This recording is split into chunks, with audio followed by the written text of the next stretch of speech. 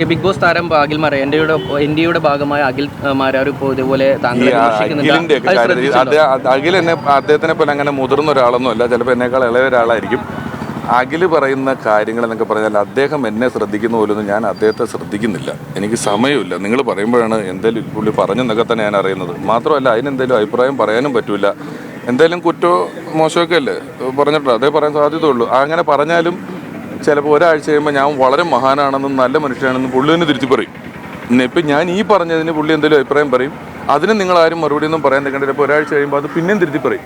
അപ്പം നമുക്കൊരു 2-3 കൊല്ലം പരീക്ഷണത്തിനെടുത്ത ശേഷം ഒരു സ്റ്റേറ്റ്മെൻറ്റ് എന്താണെന്ന് ഉറപ്പിച്ച ശേഷം അദ്ദേഹത്തിനൊക്കെ ഉത്തരം കൊടുക്കുക. അതിനൊക്കെ സമയം വികസനം പറയാനില്ലാത്തത് കൊണ്ടാണ് എന്നുള്ളതാണ് NDA സ്ഥാനാർത്ഥി പ്രധാനമായിട്ടും പറയുന്നത്. പാലക്കാട് ഇപ്പോൾ Moyans school digitalisation, Palakkad Moyans school digitalisation, അതുപോലെ തന്നെ ടൗൺ ഹാള്, അതുപോലെ സിന്തറ്റിക് ട്രാക്കിൽ ഒരു തുണി മാറാൻ പോലും കുട്ടികൾക്ക് ഒരു സൗകര്യമില്ലാത്ത അത്തരത്തിലുള്ള വികസന പ്രശ്നങ്ങൾ ഷാഫി പറമ്പിന്റെ കാലത്ത് തുടങ്ങി വെച്ചത് ഇനിയും പൂർത്തിയാവാതെ കിടക്കുന്നുണ്ട്. അപ്പോൾ അതൊക്കെ എക്സ്പോസ്ഡ് ആവുന്നുള്ളത് കൊണ്ടാണ് വികസനം പറയാതെ ഈ ഒരു ഡീലിംഗ് എന്ന തരത്തിൽ കോൺഗ്രസ് പറയുന്നത് എന്നുള്ളതാണ് NDA സ്ഥാനാർത്ഥി പറയുന്നത്. അല്ല, അവർ പറഞ്ഞ ഈ സിന്തറ്റിക് ട്രാക്ക് അവിടെ വന്നിട്ടുണ്ടല്ലോ, അടുത്ത കാര്യമില്ല, അത് തുടരും. ഇത് തുടരുന്നതെന്ന് പറഞ്ഞു കഴിഞ്ഞാൽ എല്ലാ കാര്യം അതാണ് പറഞ്ഞത്.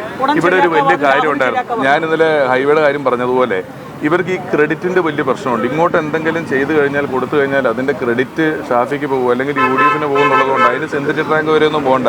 ഇവിടെ 2 മുഖ്യമന്ത്രിമാരെ കൊടുത്തിട്ടുള്ള ഒരു ജില്ലയാണ് പാലക്കാട് ജില്ല. ആ പാലക്കാട് ജില്ലയിൽ ഒരു മെഡിക്കൽ കോളേജ് വന്നത് UDF സർക്കാരിന്, ഉമ്മൻചാണ്ടി സാറിൻ്റെ കാലത്ത് ഷാഫി കൊണ്ടുവന്നിട്ടുള്ള മെഡിക്കൽ കോളേജാണ്. ആ മെഡിക്കൽ കോളേജ് കൊണ്ടുവന്ന കാലത്ത് നിന്ന് ഇവർ അതുപോലെ മെയിൻറ്റെയിൻ ചെയ്യുകയാണ്. ഇനി ഒരുപക്ഷെ ജില്ലാ ഹോസ്പിറ്റലിലോട്ട് റെഫർ ചെയ്യേണ്ടി വരുന്ന ഒരു മെഡിക്കൽ കോളേജ് ഇവിടെയാണുള്ളത്. എന്താണ് കാരണം? എന്തെങ്കിലും ഇവിടെ കൊടുത്തു പോയാൽ അതിൻ്റെ ക്രെഡിറ്റ് UDF പോകുമോ എന്നുള്ളൊരു പേടി കൊണ്ട് തോന്നുന്നതാണ്. വികസനമൊക്കെ പാലക്കാടിനെ സംബന്ധിച്ചിടത്തോളം ഉണ്ട്. ഞാൻ അതാണ് പറഞ്ഞത്. വികസനം എന്ന് പറയുന്നത് എല്ലായ്പ്പോഴും മാനസികമായും രാഷ്ട്രീയപരമായും ജനങ്ങളുടെ ജീവിതത്തിലും കൂടെ ഉള്ളതാണ്.